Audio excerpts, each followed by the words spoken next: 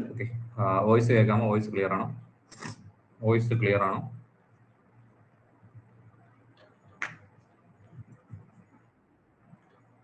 Voice clear ആണ്. Okay. So നമ്മളിന്ന് എടുക്കാൻ പോകുന്ന ഏരിയ എന്ന് പറഞ്ഞാൽ ഏറ്റവും കൂടുതൽ സെറ്റിനും വെസ്റ്റേൺ പൊളിറ്റിക്കൽ തോട്ടിൽ ചോദിക്കുന്ന ഏരിയ ആണ് സോഷ്യൽ കോൺട്രാക്ട് തിയറീസ് എന്ന് പറയും. സോഷ്യൽ കോൺട്രാക്ട് എന്ന് പറഞ്ഞാൽ നിങ്ങൾക്ക് അറിയാം, സോഷ്യൽ കോൺട്രാക്ട് ചെയ്യുക എന്ന് പറഞ്ഞാൽ നിങ്ങൾ കുറെ കാലം പഠിച്ചിട്ടുള്ള കാര്യമാണ്. പക്ഷെ ഇതിന്റെ ക്വസ്റ്റ്യൻസ് കുറച്ച് കൺഫ്യൂഷൻ ക്രിയേറ്റ് ചെയ്യുന്നതാണ് ആയ ഒരു ഏരിയ ആണ്. ഇപ്പോ നിങ്ങൾക്ക് തോമസ് ഹോബ്സിനെ അറിയാം, ലോക്കിനെ അറിയാം, റൂസോയെ അറിയാം. എങ്ങനെ ആയാലും നമുക്കൊരു മിനിമം ഐഡിയ ഉണ്ടായിരിക്കും. പക്ഷെ കൺസെപ്ച്വൽ ക്വസ്റ്റ്യൻസ് വരുമ്പോൾ എന്ത് ചെയ്യും, ഈ ഒരു കൺഫ്യൂഷൻ ക്രിയേറ്റ് ആവുകയും ക്വസ്റ്റ്യൻ തെറ്റാൻ ചാൻസ് ഉള്ള ഒരു ഏരിയയാണ് സോഷ്യൽ കോൺട്രാക്ച്വലിസ്റ്റ് എന്ന് പറയുന്നത്.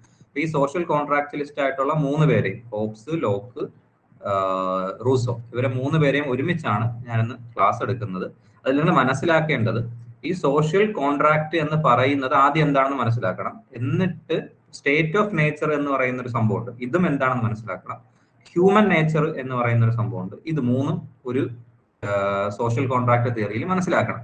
ഈ 3 മനസ്സിലാക്കിയാൽ മാത്രമേ ഓരോരുത്തരെയും ഡിഫൈൻ ചെയ്ത് പഠിക്കാൻ പറ്റൂ. അപ്പൊ അതുകൊണ്ട് ആദ്യമേ ഞാനത് പേരിനോട് തന്നെ പറയാം.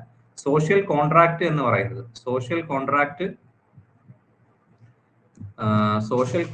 എന്ന് പറയുന്നത് എന്താണ്?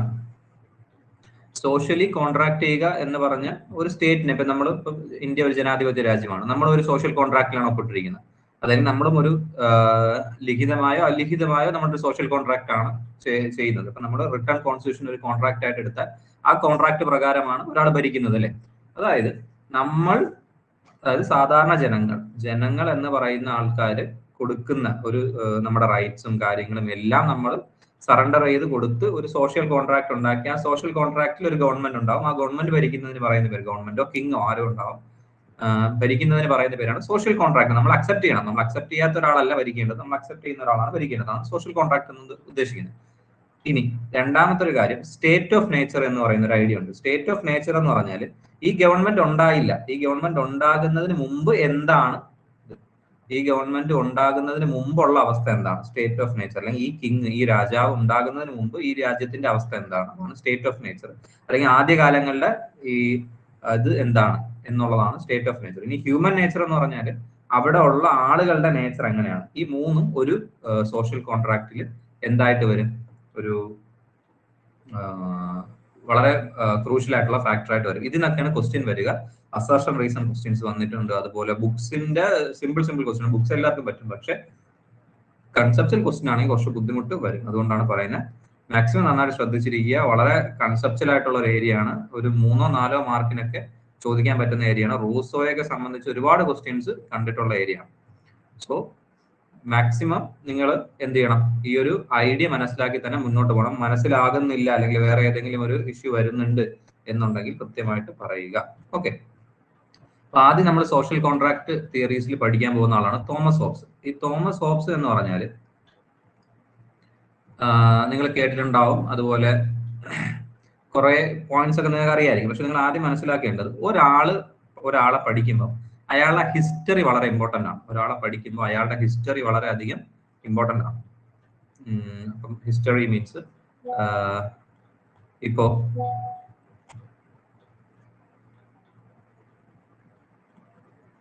ഹിസ്റ്ററി എന്ന് പറഞ്ഞാൽ ഇപ്പോ ഉദാഹരണം ഞാൻ ഒരു പൊളിറ്റിക്കൽ സിനാരിയോ വെച്ച് പറയാം. ഇപ്പൊ ഒരു പൊളിറ്റിക്കൽ പാർട്ടിയുടെ നേതാവാണെന്ന് വിചാരിക്കും. അപ്പൊ ഞാനിപ്പം കമ്മ്യൂണിസ്റ്റ് പാർട്ടിയുടെ ഏറ്റവും പ്രധാനപ്പെട്ട ഒരു പൊസിഷനിൽ ഇരിക്കുന്ന ആളാണെന്ന് വിചാരിക്കുക. അങ്ങനെയാണെങ്കിൽ നിങ്ങൾ സെക്രട്ടേറിയറ്റിൽ നടക്കുന്ന സമരങ്ങളെ, ഇപ്പോ കമ്മ്യൂണിസ്റ്റ് ആണല്ലോ ഭരിച്ചുകൊണ്ടിരുന്നത്, അപ്പം പിണറായി വിജയൻ പോലുള്ള ആൾക്കാരുടെ അടുത്ത ആൾക്കാരാണെന്ന് വിചാരിക്കുക, വല്ല പൊസിഷനിൽ ഇരിക്കുന്ന ആൾക്കാരാണെന്ന് വിചാരിക്കുക. അങ്ങനെയാണെങ്കിൽ നിങ്ങൾ സെക്രട്ടേറിയറ്റിൽ നടക്കുന്ന സമരങ്ങളെ ഭയങ്കരമായിട്ട് അനുകൂലിക്കുന്ന ആൾക്കാരായിരിക്കും. സെക്രട്ടേറിയറ്റിൽ നടക്കുന്ന സമരങ്ങളെ ഭയങ്കരമായിട്ട് അനുകൂലിക്കുന്ന ആൾക്കാരായിരിക്കും? ആയിരിക്കില്ല. കാരണം എന്താ, ഞാൻ ഭരണപക്ഷത്തിന്റെ ആളാണ്. അപ്പോൾ എന്റെ നെറേറ്റീവ്സ് എന്ന് പറയാം, അപ്പൊ ഞാൻ ഈ നല്ല കുറച്ച് അറിവുണ്ടെന്ന് വിചാരിക്കുക, ഞാൻ കുറച്ച് എഴുതുന്ന ആളാണെന്ന് വിചാരിക്കുക. അപ്പൊ ഞാൻ എഴുതുമ്പോൾ എന്ത് ചെയ്യും, ഇതിനെ തള്ളിക്കളയാൻ വേണം, എന്നാൽ ഈ ഭരണത്തെ ന്യായീകരിക്കുകയും വേണം. അങ്ങനെ ആയിരിക്കും ഞാൻ എഴുതുന്നത്, അല്ലേ?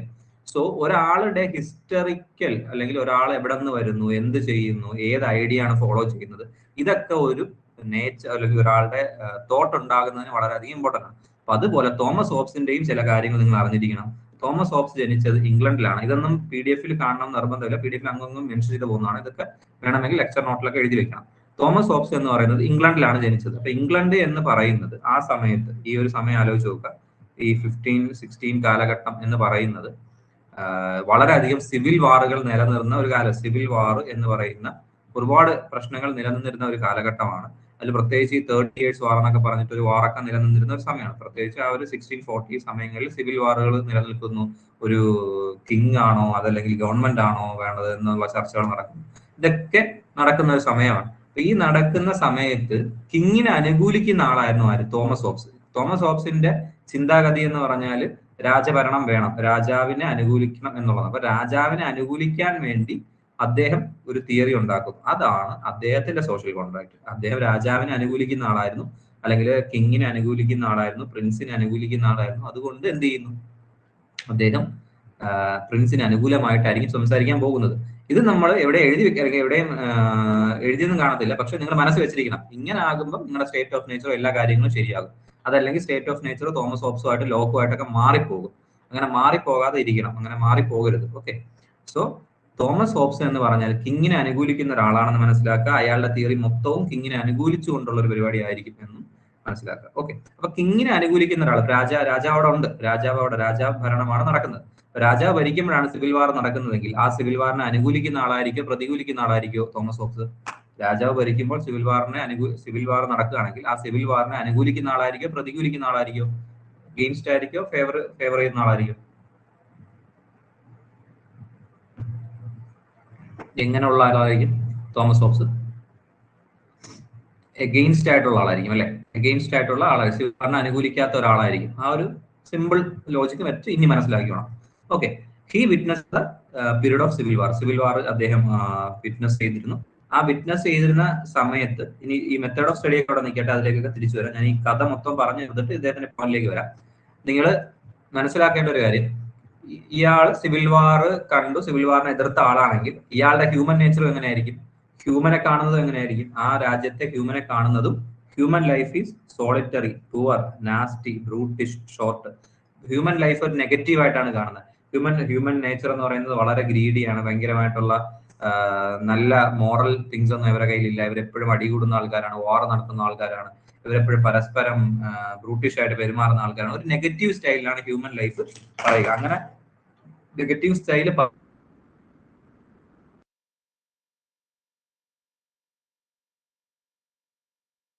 സോഷ്യൽ കോൺട്രാക്ട് കൊണ്ടുവരാൻ എന്നുള്ളതായിരിക്കുമല്ലോ എന്തായാലും ലക്ഷ്യം.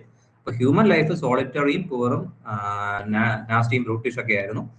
അപ്പോൾ അങ്ങനെയാണെങ്കിൽ ഹ്യൂമൻ നേച്ചർ അങ്ങനെ ആയിരിക്കുന്ന ഒരു സമയത്ത് സ്റ്റേറ്റ് ഓഫ് നേച്ചറും എങ്ങനെ ആയിരിക്കും? സ്റ്റേറ്റ് ഓഫ് നേച്ചറും പലപ്പോഴും എന്താണ്? ആന്റി സോഷ്യലാണ്. ആന്റി സോഷ്യൽ എന്ന് പറഞ്ഞാൽ ഒരു സാമൂഹ്യ വിരുദ്ധമായിട്ടുള്ള പരിപാടീസ് ആണ് കൂടുതൽ. ബാർബേറിക് ആണ്, വളരെ പുരാതനമായ പരിപാടീസ് ആണ് നടന്നുകൊണ്ടിരിക്കുന്നത്. അനാർക്കിക് ആണ്, ആരും നിയന്ത്രിക്കാനില്ലാത്തൊരവസ്ഥയിലേക്കാണ് സ്റ്റേറ്റ് ഓഫ് നേച്ചറും പോകുന്നത്. അതായത് തോമസ് ഹോബ്സ് കാണുന്നതെല്ലാം ഒരു നെഗറ്റീവ് ഷെയ്ഡിലുള്ള ഹ്യൂമൻ നേച്ചറും നെഗറ്റീവ് ഷെയ്ഡിലുള്ള സ്റ്റേറ്റ് ഓഫ് നേച്ചറുമാണ്. എന്നിട്ട് തോമസ് ഹോബ്സ് പറയുന്നു, ഇതെല്ലാം മാറാൻ വേണ്ടി ഞാനൊരു ഐഡിയ പറയാം, അതാണ് സോഷ്യൽ കോൺട്രാക്ട്. ആ സോഷ്യൽ കോൺട്രാക്ടിനെ കുറിച്ചാണ് നമ്മളിവിടെ സോഷ്യൽ കോൺട്രാക്ട് തിയറി എന്ന് പറഞ്ഞാൽ തോമസ് ഹോബ്സിന്റെ പഠിക്കുന്നത്. ആ പോയിന്റുകൾ നമ്മൾ മനസ്സിലാക്കേണ്ടത്, സ്റ്റേറ്റ് ഓഫ് നേച്ചർ മനസ്സിലാക്കണം. സ്റ്റേറ്റ് ഓഫ് നേച്ചർ വളരെ നെഗറ്റീവ് ആണ്. അതുപോലെ സ്റ്റേറ്റ് ഓഫ് വാർ ആണ്. ലൈഫ് സോളിറ്ററി, പുവർ, നാസ്റ്റി, ബ്രൂട്ടിഷ് ആയിട്ടുള്ള ലൈഫാണ്. അതുപോലെ എപ്പോഴും കോൺഫ്ലിക്റ്റ് ആണ്, എപ്പോഴും വാർ അഗെയിൻസ്റ്റ് വാർ ആണ്, എപ്പോഴും വാറാണ്. അപ്പൊ സ്റ്റേറ്റ് ഓഫ് നേച്ചറും ഹ്യൂമൻ നേച്ചറും നെഗറ്റീവ് ആണ്. ഇനി ഇത് മാറ്റാൻ വേണ്ടി എന്ത് ചെയ്യണം? നിങ്ങൾ എന്ത് ചെയ്യണം? ഒരു സോഷ്യൽ കോൺട്രാക്ട് ചെയ്യണം. സോഷ്യൽ കോൺട്രാക്ട് ചെയ്താൽ ആ സോഷ്യൽ കോൺട്രാക്റ്റിൽ നിങ്ങൾക്ക് ഒരു ലവിയാദാനെ കിട്ടും. ലവിയാദാൻ എന്ന് ഇവിടെ ഉദ്ദേശിക്കുന്നത് കിങ് തന്നെയാണ്. ലവിയാദാനെ കിട്ടും. ആ ലവിയാദാൻ നിങ്ങളെ നന്നായിട്ട് നോക്കും, വെൽഫെയർ കൊണ്ടുവരും, നിങ്ങൾക്ക് ഇക്വാളിറ്റി കൊണ്ടുവരും, നിങ്ങൾക്ക് ജസ്റ്റിസ് കൊണ്ടുവരും, നിങ്ങൾക്ക് ഏറ്റവും നല്ല രീതിയിൽ ജീവിക്കാനുള്ള എല്ലാ കാര്യങ്ങളും കൊണ്ടുവരും. പക്ഷേ നിങ്ങൾ എന്ത് ചെയ്യണം? All individual surrendered his or her all power through a contract. നിങ്ങളുടെ എല്ലാ റൈറ്റും എല്ലാ പവറും നിങ്ങൾ സറണ്ടർ ചെയ്യണം. ആർക്ക്? ഒരു തേർഡ് പാർട്ടിക്ക്. ആ തേർഡ് പാർട്ടി എന്ന് പറയുന്നത് ലവിയാദാനാണ്. അപ്പൊ ഈ തേർഡ് പാർട്ടിക്ക് നിങ്ങൾ സറണ്ടർ ചെയ്യണം. ഇതുവരെ ഓക്കെയാണ്, ഇതുവരെ നിങ്ങൾക്ക് ഇത് മനസ്സിലായി കാണും. ഓക്കെ. ഇനി ഒരു പോയിന്റ് ഉള്ളത് നിങ്ങൾ കൃത്യമായിട്ട് മനസ്സിലാക്കണം. ഈ ലെവിയാതാൻ എന്ന് പറയുന്ന ആളുമായിട്ടല്ല നമ്മൾ പാർട്ടി ഒപ്പിടുന്നത് അല്ലെങ്കിൽ കോൺട്രാക്ട് ഒപ്പിടുന്നത്. Who was not a party to the contract. ഇത് പോയിന്റ് ആണ്. ഈ പോയിന്റ് എല്ലാവർക്കും കത്തത്തില്ല. അതുകൊണ്ടാണ് ഞാൻ പറയുന്നത്, നിങ്ങൾ ഇപ്പൊ ഞാനാണ് ലെവിയാതാൻ ആണെങ്കിൽ എന്റെ കൂടെ അല്ല ഒപ്പിടുന്നത്, ഞാനൊരു പാർട്ടി അല്ല, അല്ലെങ്കിൽ ഞാൻ ആ കോൺട്രാക്റ്റിൽ ഒരു ഭാഗമല്ല. നിങ്ങൾ ജനങ്ങളാണ്, ജനങ്ങളെല്ലാം തീരുമാനിച്ചിട്ട് എന്നെ ആക്കുന്നു. പക്ഷെ തേർഡ് പാർട്ടി എന്ന് പറയുന്ന ഞാൻ അവിടെ കോൺട്രാക്റ്റിൽ ഇല്ല. അതായത് നിങ്ങൾ ഈ കോൺട്രാക്ട് തെറ്റിച്ചാലും അല്ലെങ്കിൽ ഞാൻ ഈ കോൺട്രാക്ട് തെറ്റിച്ചാലും എനിക്കൊന്നും സംഭവിക്കാൻ പോകുന്നില്ല. കാര്യം എന്താണ്, ഞാൻ ആ പാർട്ടിയുടെ കോൺട്രാക്റ്റിലല്ല. നിങ്ങൾ ജനങ്ങളും രാജാവും തമ്മിലല്ല കോൺട്രാക്ട്, ജനങ്ങൾ തമ്മിലാണ് contract. All individual surrendered his or her all power through a contract to third party. ആ തേർഡ് പാർട്ടി ലെവിയാതാനാണ്. പക്ഷെ ആ ലെവിയാതാൻ അപ്പുറത്തൊരു പാർട്ടി ആയിട്ടില്ല. ഞാൻ വന്ന് ഇപ്പുറത്തിരിക്കുന്നില്ല, ഞാൻ വന്നിട്ട് ഒപ്പിട്ട് നമ്മൾ രണ്ടുകൂടെ അഗ്രിമെന്റ് ചെയ്യുന്നതല്ല. നമ്മൾ അഗ്രിമെന്റ് ചെയ്യുന്നില്ല, നിങ്ങൾ ജനങ്ങൾ തീരുമാനിച്ച് എന്നെ ആക്കുന്നു. പക്ഷെ ഞാൻ അതിന്റെ ഒരു പാർട്ടിയല്ല. അപ്പൊ ഇൻ കേസ് ഞാൻ നിങ്ങൾക്ക് എതിരായി പ്രവർത്തിച്ചാലും നിങ്ങൾക്കൊന്നും ചെയ്യാൻ കഴിയില്ല എന്നുള്ളതാണ് ഉദാഹരണമായി പറഞ്ഞു വെക്കുന്നത്. സോഷ്യൽ കോൺട്രാക്ട് തിയറിയിൽ സ്റ്റേറ്റ് ഓഫ് നേച്ചറും ഹ്യൂമൻ നേച്ചറും ശ്രദ്ധിക്കണം. ഇനി ഇദ്ദേഹം ഇത്രയും കാര്യങ്ങൾ പറഞ്ഞിട്ടുണ്ടെങ്കിൽ ഇദ്ദേഹം അബ്സല്യൂട്ട് സോവറിറ്റിയാണ് ഉദ്ദേശിക്കുന്നത്. അബ്സല്യൂട്ട് സോവറിറ്റി എന്ന് പറഞ്ഞാൽ ലെവിയാതാനെ ഹയസ്റ്റ് സോവറിറ്റിയാണ്. ലെവിയാതാനെ എതിർക്കാൻ ആർക്കും കഴിയില്ല. ഇതും പോയിന്റ് ആണ്. തേർഡ് പാർട്ടിക്ക് എന്തൊക്കെ ഉണ്ട്? സ്റ്റേറ്റ് എന്ന് പറയുന്നത് അൺഡിവൈഡഡ് ആണ്, ഡിവൈഡ് ചെയ്യാൻ പറ്റില്ല. അൺലിമിറ്റഡ് പവർ ആണ്, ഇൻഏലിയബിൾ ആണ്. ഇൻഏലിയബിൾ എന്ന് പറഞ്ഞാൽ തകർക്കാൻ കഴിയില്ല. പെർമനന്റ് പവർ ആണ്, നിങ്ങൾക്ക് ഒരിക്കലും ഇതിനെ മാറ്റാനും കഴിയില്ല. നിങ്ങൾ ഒരു തവണ ഒപ്പിട്ടാൽ, നിങ്ങൾ ഒരു തവണ ഈ കോൺട്രാക്ടിന് എഗ്രി ചെയ്താൽ പെർപ്പച്വൽ ആണ്, ശാശ്വതമാണ്, ഇറവോക്കബിൾ ആണ്, എടുത്തു കളയാൻ കഴിയാത്ത കോൺട്രാക്ട് ആണ്. നിങ്ങൾക്ക് റെവല്യൂഷൻ ഒന്നും നടത്താൻ പറ്റത്തില്ല. ഞാനിപ്പോ നിങ്ങൾക്ക് എതിരെ പ്രവർത്തിച്ചു എന്ന് പറഞ്ഞിട്ട് റെവല്യൂഷൻ ഒന്നും നടത്താൻ പറ്റത്തില്ല. കാരണം നിങ്ങളുടെ ലോജിക്ക് പ്രകാരം നിങ്ങൾ വാർ നടത്തിക്കൊണ്ടിരുന്ന സമയത്ത് നിങ്ങളെ രക്ഷിക്കാൻ വന്ന അല്ലെങ്കിൽ നിങ്ങളുടെ ജസ്റ്റിസ് തരാനും ഇക്വാലിറ്റി തരാനും വന്ന ആളാണ് ഞാൻ. അങ്ങനെയാണെങ്കിൽ ഉറപ്പായിട്ടും എന്ത് ചെയ്യണം? എന്നെ അംഗീകരിച്ചേ പറ്റൂ. ഇൻ കേസ് ഞാൻ ഇനി ഇത് ചെയ്താലും എനിക്ക് അബ്സല്യൂട്ട് സോവറിറ്റി ആണ് ഉള്ളത്. അതുകൊണ്ട് എന്നെ എതിർക്കാൻ കഴിയില്ല. സ്റ്റേറ്റിനെ പെർപ്പച്വൽ ആണ്, സ്റ്റേറ്റ് ഇറവോക്കബിൾ ആണ്, അൺഡിവൈഡഡ് ആണ്, അൺലിമിറ്റഡ് ആണ്, ഇൻഏലിയബിൾ ആണ്. ഇതിന്റെയൊക്കെ അർത്ഥങ്ങൾ മനസ്സിലാക്കി വെച്ചിരിക്കുന്നത്. ഇതൊക്കെ ചോദിക്കും. അൺലിമിറ്റഡ്, ഇൻഏലിയബിൾ, പെർമനന്റ് പവർ, ഇതൊന്നും തകർക്കാൻ കഴിയാത്ത ഒരു ഇതാണ് തോമസ് ഹോബ്സിന്റെ ഇതായിട്ടുള്ളത്. തോമസ് ഹോബ്സിന്റെ കഥ ആയിട്ട് മനസ്സിലാക്കി വെച്ചിരിക്കുക. തോമസ് ഹോബ്സ് സ്റ്റേറ്റ് ഓഫ് നേച്ചറിനെയും ഹ്യൂമൻ നേച്ചറിനെയും കണ്ടത് നെഗറ്റീവ് ആയിട്ടാണ്. കാര്യം എന്താണ്? തോമസ് ഹോബ്സ് ജനിച്ചത് ഇംഗ്ലണ്ടിലെ ഒരു സിവിൽ വാർ സമയത്ത് ജനിച്ചതെന്ന് പറയാൻ പറ്റില്ല. ജനിച്ചതിന്റെ ടീനേജിന്റെ ആ ഒരു പ്രോപ്പർ ടൈം കഴിഞ്ഞ് എന്താണ് ഒരു എഴുത്തുകാരനൊക്കെ ആയി മാറുന്ന ഒരു സമയത്ത് കാണുന്ന സിവിൽ വാറാണ്. സിവിൽ വാർ മാത്രമല്ല, സിവിൽ വാറിനെ അനുകൂലിക്കാത്ത ഒരാളും കൂടെ ആയിരുന്നു ആര്? Thomas Hobbes. തോമസ് ഹോബ്സ് കിങ്ങിന് വേണ്ടി വാദിക്കുന്ന ആളാണ്. അപ്പൊ കിങ്ങിന് വേണ്ടി വാദിക്കുന്ന ആൾ എന്തൊക്കെ പറഞ്ഞാലും കിങ്ങിന് വേണ്ടി എഴുതും. അങ്ങനെ കിങ്ങിന് വേണ്ടി എഴുതിയ സോഷ്യൽ കോൺട്രാക്ട് ആണ് ഈ സാധനം. ഇനി 2-3 കോട്ട്സ് ഉണ്ട്. Fear and I was born twins എന്ന് പറയുന്ന ഈ സിവിൽ വാർ കണ്ടിട്ടാണ് fear and I was born twins എന്ന് തോമസ് ഹോബ്സ് പറയുന്നത്. ശരിക്കും സിവിൽ വാർ കണ്ടിട്ടല്ല fear and I was born twins എന്ന് പറയുന്നത്. അല്ലാതെ അദ്ദേഹത്തിന് ഒരു സൈക്കോളജിക്കൽ ട്രോമ ഉണ്ടായിരുന്നുകൊണ്ടാണ് fear and I was born twins എന്നൊക്കെ പറയുന്ന ഒരു സ്റ്റേറ്റ്മെന്റ് ഉള്ളത്. പക്ഷെ ആധികാരികമായ ബുക്കുകളിലും കാര്യങ്ങളിലും സിവിൽ വാറുമായി റിലേറ്റ് ചെയ്ത് fear and I was born twins എന്ന് പറയുന്നുണ്ട്. അപ്പൊ അതുകൊണ്ട് നിങ്ങൾ കോട്ട് മാത്രം പഠിച്ചാൽ മതി. Fear and I was bone, പേടിയും ഞാനും ഒരുമിച്ചാണ് ജനിച്ചത് എന്ന് പറയുന്നതിന്റെ ഒരു റീസൺ സിവിൽ വാർ കണ്ടാണ് വളർന്നത് എന്നുള്ളത് കൊണ്ടാണ് എന്ന് മനസ്സിലാക്കുക. ഓക്കെ, രണ്ടാമത്തെ ഇത് അദ്ദേഹത്തിന്റെ മെത്തേഡ് ഓഫ് സ്റ്റഡി എല്ലാ ഇതിനെയും സൈക്കോളജി, ജോമെട്രി, ഫിസിക്സ് എല്ലാം പഠിച്ചിട്ടുണ്ട്. മെക്കാനിക്കൽ മെറ്റീരിയലിസം എന്ന് പറയുന്ന ഒരു ഐഡിയ പറയുന്നുണ്ട്. അത് സയന്റിഫിക് മെറ്റീരിയലിസം എന്ന് മാർക്സ് പറയുന്ന കണക്ക് ഒരു മെക്കാനിക്കൽ മെറ്റീരിയലിസം എന്നൊക്കെ പറഞ്ഞ ഐഡിയ പറയുന്നത്. ഇതൊന്നും ചോദിക്കാൻ പോകുന്നത്, ഇതൊന്നും അങ്ങനെയുള്ള മെത്തേഡ് ഓഫ് സ്റ്റഡി ഒന്നും അങ്ങനെ ഇല്ല. നിങ്ങൾക്ക് ഈ ഞാൻ ഇത്രയും പറഞ്ഞ കാര്യങ്ങളായിരിക്കും ഇമ്പോർട്ടന്റ് ആയിട്ട് വരിക. ഹ്യൂമൻ ലൈഫിനെ പറ്റി ചോദിക്കും, അതുപോലെ സ്റ്റേറ്റ് ഓഫ് നേച്ചറിനെ പറ്റി ചോദിക്കും.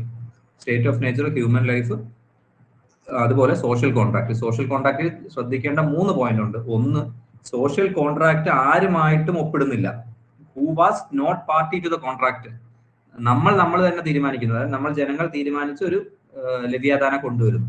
പക്ഷെ ലെവിയാദാൻ അപ്പുറത്തില്ല. ലെവിയാദാൻ വന്നിരുന്നിട്ട് ഒപ്പിടുകയില്ല, അല്ലെങ്കിൽ ലെവിയാദാൻ വന്നിട്ട് എഗ്രിമെന്റ് ചെയ്യല്ല, ഞാൻ നിങ്ങൾക്ക് വെൽഫെയർ തന്നോളാം എന്ന് എഗ്രിമെന്റ് ചെയ്യുന്നില്ല. നിങ്ങൾ വിശ്വസിക്കുന്നു, നിങ്ങളുടെ സറണ്ടർ ചെയ്യുമ്പോൾ ലെവിയാദാൻ ഇതെല്ലാം തന്നോളും എന്ന് വിശ്വസിക്കുന്നത് കൃത്യമായിട്ട് മനസ്സിലാക്കണം. സ്റ്റേറ്റ്മെന്റ് വൈസ് വരുമ്പോൾ പ്രത്യേകിച്ച് തെറ്റാൻ ചാൻസ് ഉണ്ട്. ഇനി രണ്ടാമത്തെ കേസ്, തോമസ് ഹോബ്സ് ആണ് അബ്സല്യൂട്ട് സോവറിറ്റി എന്ന് പറഞ്ഞ ഐഡിയ പറഞ്ഞിരിക്കുന്നത്. മൂന്നാമത്തെ പോയിന്റ്, ഇതൊന്നും തകർക്കാൻ കഴിയില്ല, റെവല്യൂഷനും ഇല്ല, ഒരു സാധനത്തിനെയും തകർക്കാൻ കഴിയില്ല. സോഷ്യൽ കോൺട്രാക്ട് എടുത്ത് വെച്ച് കഴിഞ്ഞാൽ നിങ്ങൾ ആ സ്റ്റേറ്റിനെ അംഗീകരിച്ചേ പറ്റൂ എന്നുള്ളതാണ് നിങ്ങൾ മനസ്സിലാക്കേണ്ടത്. പിന്നെ ഇതൊക്കെ വായിച്ചു നോക്കിയാൽ മതി. ഇതൊക്കെ 19 ആർട്ടിക്കിൾസ് ഓഫ് പീസ്, ഫെലിസിറ്റി എന്നൊക്കെ പറയുന്ന കാര്യങ്ങളൊന്നും ഇതുവരെ അങ്ങനെ ചോദിച്ചിട്ടില്ല. പക്ഷെ ബുക്കുകൾ ചോദിക്കും, ചോദിച്ചു കണ്ടിട്ടുമുണ്ട്. De Corpore, De Cive, elements of law, Leviathan, Behemoth എന്ന് പറഞ്ഞിട്ട് ബുക്കുകൾ ചോദിച്ച് കാണുന്നുണ്ട്. ബുക്കുകളും മനസ്സിലാക്കുക. ഓക്കെ, അപ്പൊ ഇപ്പം നിങ്ങൾക്ക് സിമ്പിൾ ആയിട്ട് ചോദിക്കുകയാണ്, ഞാൻ ക്വസ്റ്റ്യൻ ലാസ്റ്റ് കാണിച്ചു തരാം. അബ്സല്യൂട്ട് സോവറിറ്റി ആരുമായിട്ട് ബന്ധപ്പെട്ടിരിക്കുന്നു, അതല്ലെങ്കിൽ ഹോബ്സിന്റെ സ്റ്റേറ്റ് ഓഫ് നേച്ചറിൽ അസർഷൻ റീസൺ അങ്ങനെയൊക്കെയുള്ള ക്വസ്റ്റ്യൻസ്, അതല്ലെങ്കിൽ റൂൾസ് ഓഫ് ഇങ്ങനെയൊക്കെയാണ് വരിക. അപ്പൊ അതുള്ളത് നിങ്ങൾ ഈ ഐഡിയ മനസ്സിലാക്കിയാൽ ബാക്കി എല്ലാം ശരിയാകും എന്നുള്ളതാണ് കൺസെപ്റ്റൽ ക്വസ്റ്റ്യൻസ്.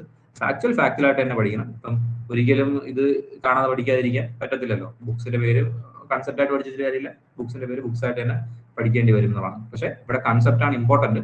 കൺസെപ്റ്റൽ ക്വസ്റ്റ്യൻസ് ആണ് കൺഫ്യൂഷൻ ക്രിയേറ്റ് ചെയ്യുന്നത്. ഓക്കെ, ഹോപ്സ് ഓക്കെ അല്ലേ? ഇനി അടുത്ത് ജോൺ ലോക്ക് ആണ്. ഹോപ്സ് ഓക്കെ ആണോ? ഏതെങ്കിലും ഒന്നുകൂടെ പറയണോ?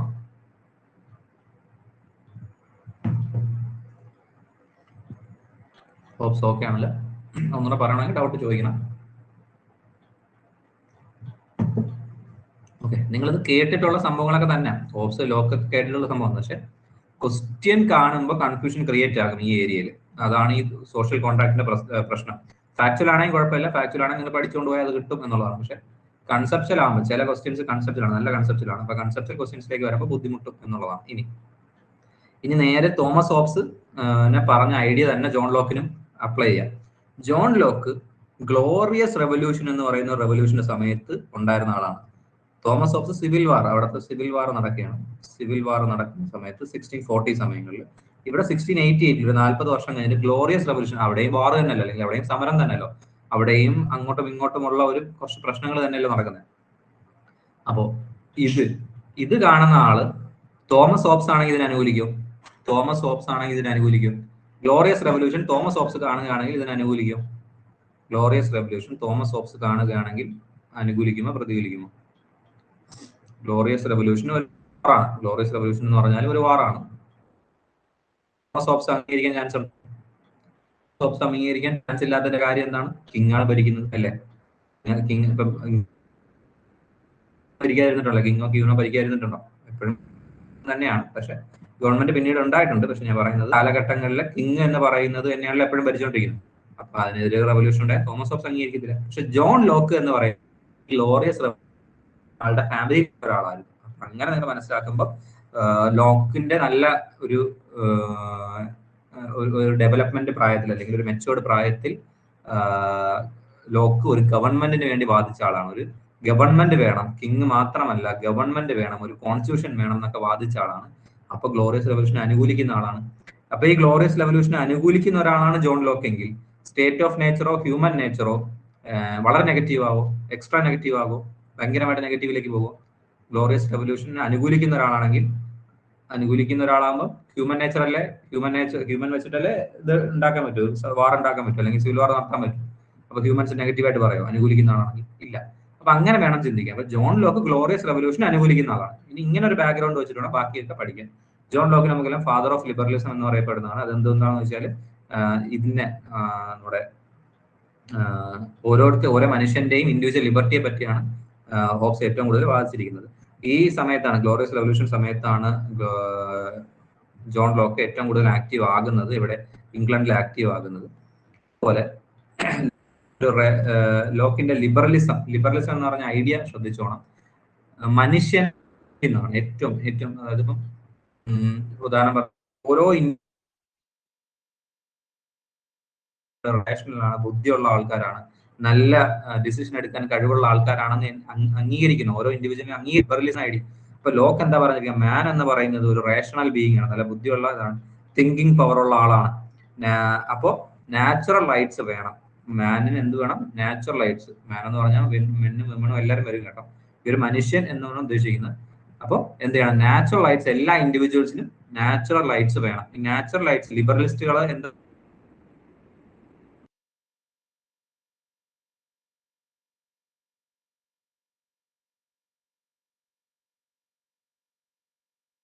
ആൾക്കാർ പ്രോപ്പർട്ടി വേണം എന്നല്ലേ പറയും.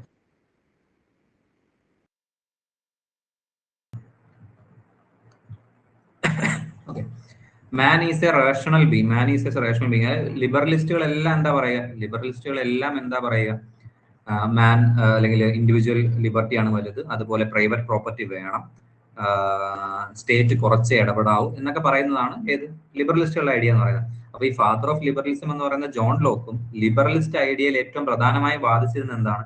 പ്രൈവറ്റ് പ്രോപ്പർട്ടി വേണം, നാച്ചുറൽ റൈറ്റ്സിന് അംഗീകരിക്കണം, മാൻ ഒരു റേഷണൽ ബീങ് ആണ്. അപ്പൊ ഇതെല്ലാം കൊണ്ടുപോകുമ്പോൾ ഒരു രാജാവ് എന്ന് പറയുന്ന, അല്ലെങ്കിൽ ഒരു സ്റ്റേറ്റ് എന്ന് പറയുന്നത് ജനങ്ങളുടെ നാച്ചുറൽ റൈറ്റ്സിലേക്ക് കടന്നു കയറാൻ പാടില്ല.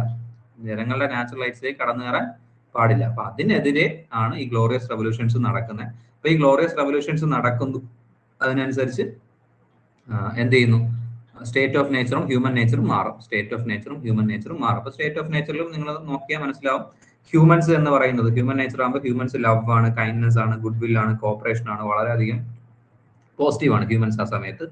സ്റ്റേറ്റ് ഓഫ് നേച്ചർ എന്ന് പറഞ്ഞാൽ ഈ ഇതുണ്ടാവുന്ന ഒരു മുമ്പ്, സ്റ്റേറ്റ് ഓഫ് നേച്ചർ എന്ന് പറഞ്ഞാൽ ഒരു നല്ല സ്റ്റേറ്റ് ഉണ്ടാകുന്നതിന് മുമ്പ് എന്താ അവസ്ഥ, ലിബർട്ടി ഉണ്ട്, എല്ലാം പീസ് ഉണ്ട്, ഹാർമണി ഉണ്ട്, മൊറാലിറ്റി ഉണ്ട്. പക്ഷെ എന്താണ്, പലപ്പോഴും പ്രീ പൊളിറ്റിക്കൽ ആണ്. ഒരു പൊളിറ്റിക്കൽ ഐഡിയ എന്ന് പറയുന്നത് വളരെ കുറവാണ്. പക്ഷെ പ്രീ മോറൽ അല്ല. ഹോബ്സ് പറയുന്നത് എന്താ, ഹോബ്സ് പറയുന്നത്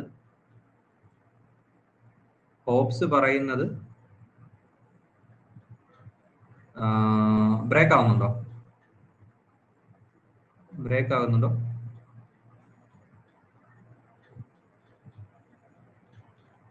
ബ്രേക്ക് ആവുന്നില്ലല്ലോ അല്ലെ? ഓക്കെ, അപ്പൊ ശ്രദ്ധിച്ചു കേട്ടോണം. സ്റ്റേറ്റ് ഓഫ് നേച്ചർ എന്ന് പറയുന്നതിൽ ഹ്യൂമൻ നേച്ചർ എന്ന് പറയുന്നത് പോസിറ്റീവ് ആണ്. പക്ഷെ ഇവിടെ ശ്രദ്ധിക്കേണ്ട ഒരു കാര്യം, സ്റ്റേറ്റ് ഓഫ് നേച്ചർ എന്ന് പറയുന്നത് പോസിറ്റീവ് ആണ്, പ്രീ പൊളിറ്റിക്കൽ ആണ്. പ്രീ പൊളിറ്റിക്കൽ എന്ന് പറഞ്ഞാൽ പൊളിറ്റിക്കൽ ആയിട്ട് ഒരു കാര്യങ്ങളോ ഇല്ല. പക്ഷെ ഹോബ്സ് പറയുന്നത് പോലെ അനാർക്കി ഒന്നും അവിടെ ഇല്ല.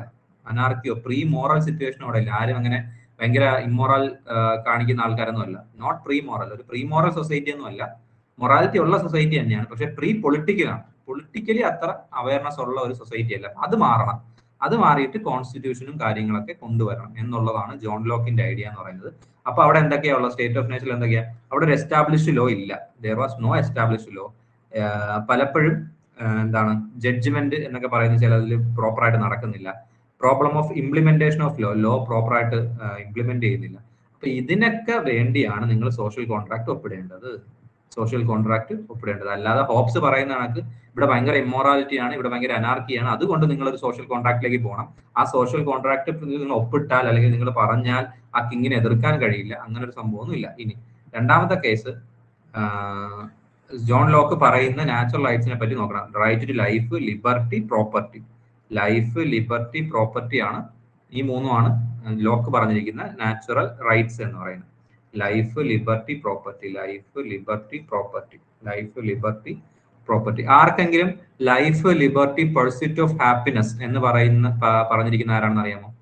നാച്ചുറൽ റൈറ്റ്സ് എന്ന് പറയുന്നത് ലൈഫ്, ലിബർട്ടി, പ്രോപ്പർട്ടി മാറ്റിയിട്ട് പെർസ്യൂട്ട് ഓഫ് ഹാപ്പിനെസ് എന്ന് പറയും. ഹാപ്പിനെസ്, അതാണ് നാച്ചുറൽ റൈറ്റ്സ് എന്ന് പറഞ്ഞ ഒരാളുണ്ട്. ആരെന്നറിയാമോ? ആർക്കെങ്കിലും അറിയാമോ? പെർസ്യൂട്ട് ഓഫ് ഹാപ്പിനെസ് എന്നും കൂടെ പറയും. റൈറ്റ്, ലൈഫ്, ലിബർട്ടി കഴിഞ്ഞിട്ട് പെർസ്യൂട്ട് ഓഫ് ഹാപ്പിനെസ് എന്ന് തിരുത്തി പറഞ്ഞ ഒരാളുണ്ട്. ആരെന്ന് പറയാൻ പറ്റും? ആർക്കെങ്കിലും അറിയാമോ? ആദ്യം പറഞ്ഞത് ജോൺ ലോക്ക് ഇത് തന്നെയാണ് പറഞ്ഞത്. പക്ഷെ അത് കഴിഞ്ഞിട്ട് ഒരു പ്രധാനപ്പെട്ട ഒരാൾ പറഞ്ഞിട്ടുണ്ട്, നിങ്ങൾ കേട്ടിട്ടുണ്ടാവും, അമേരിക്കൻ റെവല്യൂഷനുള്ള തോമസ് ജെഫേഴ്സൺ. കേട്ടിട്ടുണ്ടാവും? തോമസ് ജെഫേഴ്സൺ എന്ന് പറഞ്ഞ ഒരാളെ കേട്ടിട്ടുണ്ടോ? അമേരിക്കൻ റെവല്യൂഷൻ ഒക്കെ എവിടെയെങ്കിലൊക്കെ പഠിച്ചിട്ടുണ്ടെങ്കിൽ, നിങ്ങളുടെ സ്കൂളിലൊക്കെ പഠിപ്പിക്കുന്ന ആൾക്കാരല്ലേ?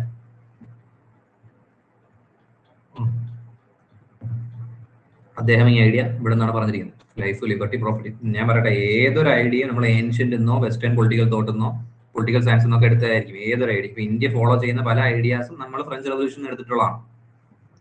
ഇതുപോലെ നമ്മൾ സ്വന്തമായിട്ടൊന്നും അല്ല പല ഇതും പറയുന്നത്, നമ്മൾ ഇൻഫ്ലുവൻസ്ഡ് ആണ്. എല്ലാ ആൾക്കാരും, ഓൾമോസ്റ്റ് ലോകത്തുള്ള എല്ലാ ആൾക്കാരും പലതിലും ഇൻഫ്ലുവൻസ്ഡ് ആണ്. ഇൻഫ്ലുവൻസ്ഡ് ആയിട്ടാണ് നമ്മൾ, അല്ലെങ്കിൽ ഇൻഫ്ലുവൻസ്ഡ് ആവുകയോ അല്ലെങ്കിൽ അവരുടെയൊക്കെ ഇൻസ്പയർ ആക്കിയോ ആണ് നമ്മൾ നമ്മുടെ തോട്ട് ക്രിയേറ്റ് ചെയ്യുന്നത്. നമ്മൾ വളരെ ഇൻഡിപെൻഡന്റ് തോട്ടൊന്നും ആയിരിക്കില്ല ക്രിയേറ്റ് ചെയ്യുന്നത്. പലപ്പോഴും നമ്മൾ പറയുന്നത് ബുദ്ധൻ നേരത്തെ പറഞ്ഞതായിരിക്കും, പലപ്പോഴും നമ്മൾ പറഞ്ഞത് ഏതെങ്കിലും ഒരു റിലീജിയൻ നേരത്തെ പറഞ്ഞതായിരിക്കും. കാര്യം എന്താ, നമ്മളിത് അറിഞ്ഞോ അറിയാതെയോ സ്വാധീനിക്കുന്നുണ്ട് എന്നുള്ളതാണ് മനസ്സിലാക്കേണ്ടത്. So life, liberty, property, life, liberty, property, life, liberty, pursuit of happiness എന്ന് പറഞ്ഞത് തോമസ് ജെഫേഴ്സൺ ഡിക്ലറേഷൻ ഓഫ് ഇൻഡിപെൻഡൻസിൽ പറഞ്ഞു. ഓക്കെ, സോ അപ്പൊ ഈ പ്രൈവറ്റ് പ്രോപ്പർട്ടി എന്ത് വേണം? പ്രൈവറ്റ് പ്രോപ്പർട്ടിയൊക്കെ ആര് സംരക്ഷിക്കണം? സ്റ്റേറ്റ് സംരക്ഷിക്കണം. അപ്പൊ ഓൾ ഇൻഡിവിജ്വൽ എഗ്രി ചെയ്തു, റൈറ്റ്സ് എഗ്രി ചെയ്തു, എന്നിട്ട് ഒരു ലോ ആൻഡ് ഓർഡർ അല്ലെങ്കിൽ ഒരു കോൺസ്റ്റിറ്റ്യൂഷൻ ഉണ്ടാക്കാൻ തീരുമാനിച്ചു. ആ കോൺസ്റ്റിറ്റ്യൂഷനിൽ നിങ്ങൾ ഒരു ഗവൺമെന്റിനെ കൊണ്ടുവരികയും ചെയ്തു. തോമസ് ഹോബ്സിന്റെ ഗവൺമെന്റ് ആണെങ്കിൽ അതിന് റെവല്യൂഷൻ റൈറ്റ് ഉണ്ടോ? റെവല്യൂഷൻ നടത്താൻ പറ്റും. തോമസ് ഹോബ്സിന്റെ ഇതാണെങ്കിൽ റെവല്യൂഷൻ നടത്താൻ പറ്റും. തോമസ് ഹോബ്സിൻ്റെതാണെങ്കിൽ നിങ്ങൾക്ക് കിട്ടിയില്ല, നിങ്ങൾക്ക് ആ കിങ് നിങ്ങൾക്ക് എതിരായി പ്രവർത്തിച്ചു, അപ്പൊ റെവല്യൂഷൻ നടത്താൻ കഴിയോ? തോമസ് ഹോബ്സിന്റെ ആണെങ്കിൽ. പക്ഷെ ഇവിടെ ഒരു ജനാധിപത്യ ഗവൺമെന്റിനെ കുറിച്ചോ അതല്ലെങ്കിൽ ഗവൺമെന്റിനെ കുറിച്ചോ ആണ് പറയുന്നത്. അങ്ങനെയാണെങ്കിൽ if government to do their work properly people have right to revolution നടത്താനുള്ള റൈറ്റ് അവിടെ ഉണ്ട്. ഇതാണ് പോയിന്റ്. ഈ പോയിന്റ് പഠിച്ചിരിക്കണം. അതുപോലെ state of nature, human nature, ബാക്കി ഈ നാച്ചുറൽ റൈറ്റ്സ് എന്തൊക്കെ പറയുന്നു എന്നുള്ള പഠിക്കണം. ബാക്കി ജസ്റ്റ് വായിച്ചു നോക്കിയാൽ മതി. അത് അതിനു വേണ്ടി ഒരു കുറച്ചും കൂടെ അവയർനെസ് ഉണ്ടാവാൻ വേണ്ടി എടുത്തിട്ടിരിക്കുന്നതാണ്. ഈ മൂന്നാണ് ശ്രദ്ധിക്കേണ്ടത്: natural rights, father of liberalism, അതുപോലെ റൈറ്റ് ടു റെവല്യൂഷൻ നടത്താനുള്ള ഇതുണ്ട്. ഈ പ്രൈവറ്റ് പ്രോപ്പർട്ടി എന്നൊക്കെ പറയുന്നത് ഇനി എക്സ്ട്രാ നെഗറ്റീവ് സാധനം അല്ല ഹ്യൂമൻ നേച്ചർ എന്ന് പറയുന്നത്. വാർ അഗെയിൻസ്റ്റ് വാർ എന്നൊക്കെ പറയുന്നത് തോമസ് ഹോബ്സ് ആണ്, ജോൺ ലോക്ക് അല്ല. ഇതൊക്കെ തിരിഞ്ഞു പോകാതിരിക്കുക എന്നുള്ളതാണ്.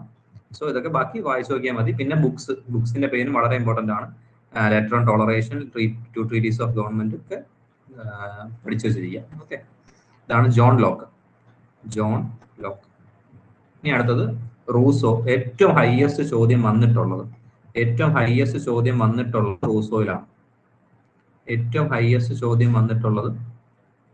റൂസോയിലാണ്. നിങ്ങൾക്ക് ക്വസ്റ്റ്യൻസിൽ ഏറ്റവും കൂടുതൽ വന്നിട്ടുള്ളത് റൂസോയാണ്. സോ റൂസോ പഠിക്കുമ്പോഴും ഒരു കഥ മനസ്സിൽ വെച്ചിരിക്കുന്നത് നല്ലതാണ്. റൂസോ എന്ന് പറഞ്ഞാൽ റൂസോ ഉദാഹരണം പറയുകയാണെങ്കിൽ ഇതൊരു കഥ പോലെ കേട്ടിരിക്കുക. എന്നിട്ട് നമുക്ക് റൂസോയുടെ പോയിന്റിലേക്ക് പോകാം. അപ്പൊ റൂസോ ഇങ്ങനെ ഒരു ചിന്തയുള്ള മനുഷ്യനാണ്.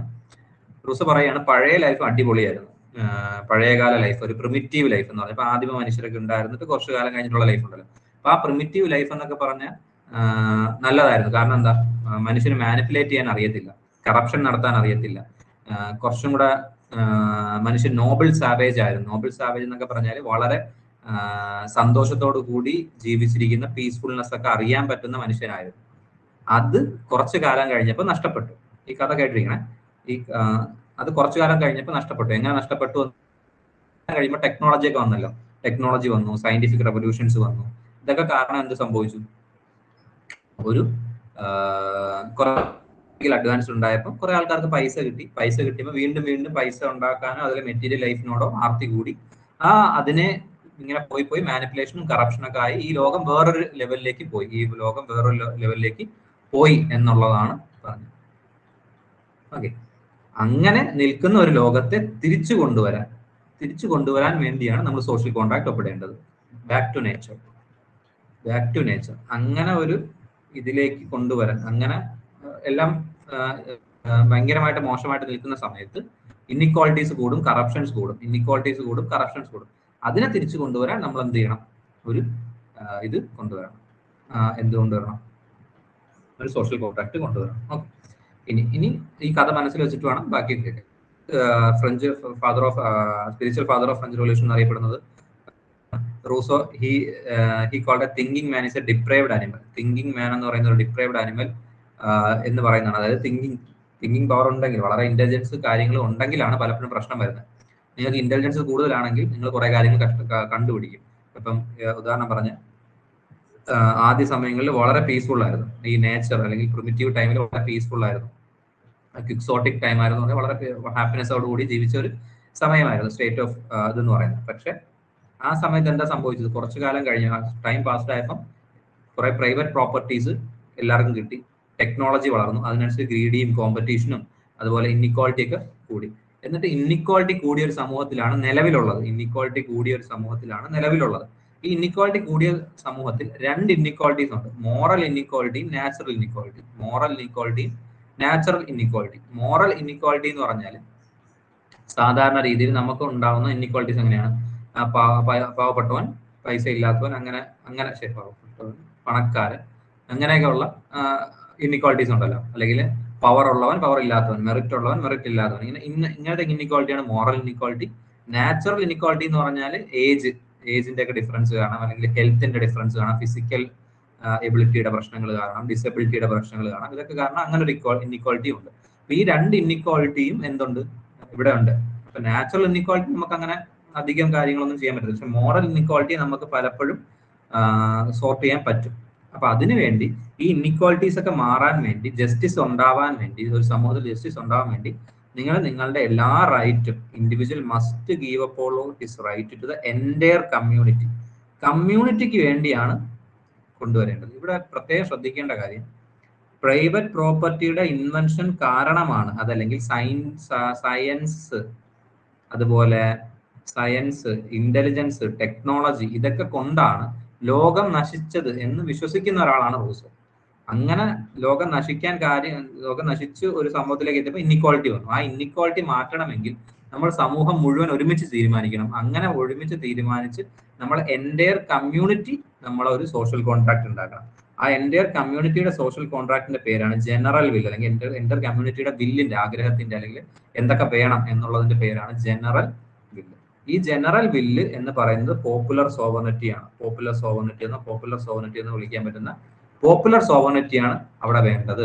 അതായത് വളരെ എൻറ്റയർ കമ്മ്യൂണിറ്റിക്ക് ഗുണമുണ്ടാകുന്ന ഡിസിഷൻസ് ആണ് വേണ്ടത്. ഇപ്പൊ ഉദാഹരണം പറയുകയാണെങ്കിൽ, ഇവിടെ ഇരിക്കുന്ന ഓരോരുത്തർക്കും ഇൻഡിവിജ്വൽ വിൽസ് ഉണ്ടല്ലേ, ഇവിടെ ഇരിക്കുന്ന ഓരോരുത്തർക്കും ഇൻഡിവിജ്വൽ വിൽസ് ഉണ്ട്. അതിൽ പോസിറ്റീവ് ഉണ്ട്, നെഗറ്റീവ് ഉണ്ട്.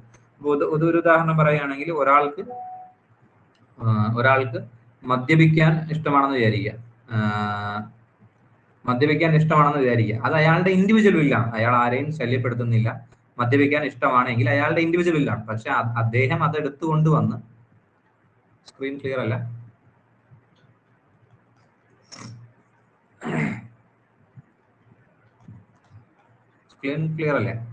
ഒന്നുകൂടെ ബാക്കിയുള്ളവരോടൊന്ന് പറയും. സ്ക്രീൻ ബ്ലറായി നിൽക്കുകയാണോ?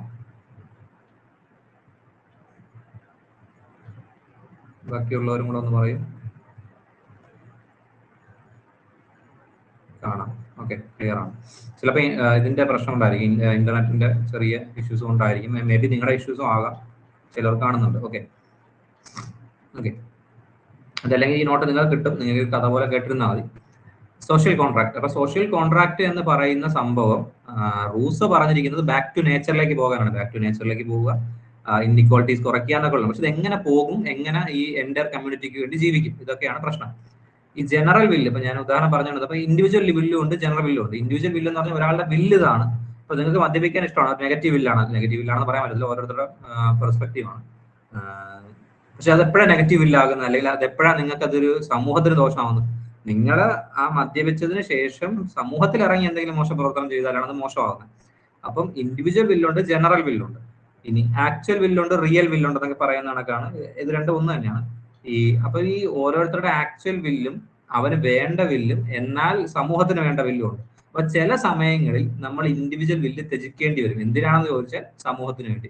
ഇപ്പൊ കൊറോണ വന്നപ്പോൾ എനിക്ക് എന്റെ സ്വാതന്ത്ര്യമാണ് ഇറങ്ങി നടക്കുക എന്ന് പറഞ്ഞിട്ട് എന്റെ ഇൻഡിവിജ്വൽ വില്ലിനെ നിങ്ങൾ എതിർക്കാൻ പാടില്ല എന്ന് വിചാരിച്ച് നമ്മൾ ഇറങ്ങി നടക്കാൻ പറ്റുമോ? ഇല്ല. അത് ജനറൽ വില്ലിനെ ബാധിക്കും, കാരണം ഒരു സമൂഹത്തിനെ മുഴുവനായിട്ട് ബാധിക്കും. അപ്പൊ അതിനു വേണ്ടി ജനറൽ വില്ലാണ് ഉണ്ടാക്കേണ്ടത്, അല്ലാതെ ഇൻഡിവിജ്വൽ വില്ലിനല്ല ഭയങ്കര ഇമ്പോർട്ടൻസ് കൊടുക്കേണ്ടത് എന്ന് പറഞ്ഞ ആളാണ് ആര്?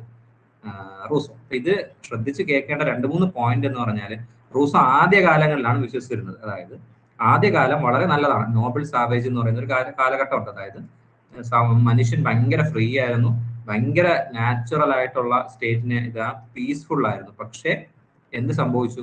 കുറച്ച് കാലം കഴിഞ്ഞപ്പോൾ മനുഷ്യന്റെ ഫ്രീഡം ലോസ്റ്റ് ആയി. നിങ്ങൾക്കൊരു ഇതൊക്കെ മനുഷ്യൻ ചങ്ങലയ്ക്കുള്ളിലാണ് എന്നൊക്കെ പറയുന്ന ഒരു സ്റ്റേറ്റ്മെന്റ് ഓർമ്മ ഉണ്ടല്ലോ. അതായത് he believed that in the natural state man was free and noble, but society and property put him in chains. അതായത് മനുഷ്യൻ ചങ്ങലയ്ക്കുള്ളിലാവാൻ കാര്യം എന്താ? സൊസൈറ്റിയാണ് ചങ്ങലയ്ക്കുള്ളിലാവാൻ ഇട്ടിരിക്കുന്നത്. പ്രോപ്പർട്ടിയും അതുപോലുള്ള നെഗറ്റീവ് സാധനങ്ങൾ കാരണം മനുഷ്യൻ എപ്പോഴും എന്തിലാണ്? ചങ്ങലയ്ക്കുള്ളിലാണ്. അതിൽ നിന്ന് തിരിച്ചു പോകണം. നേച്ചറിന് വേണ്ടിയാണ് നിങ്ങൾ സോഷ്യൽ കോൺട്രാക്ട് ഒപ്പിടേണ്ടത്. ഈ സോഷ്യൽ കോൺട്രാക്ട് ഒപ്പിടുമ്പോൾ എന്തൊക്കെ ഗുണങ്ങൾ കിട്ടുന്നു? ഒന്ന്, നിങ്ങളുടെ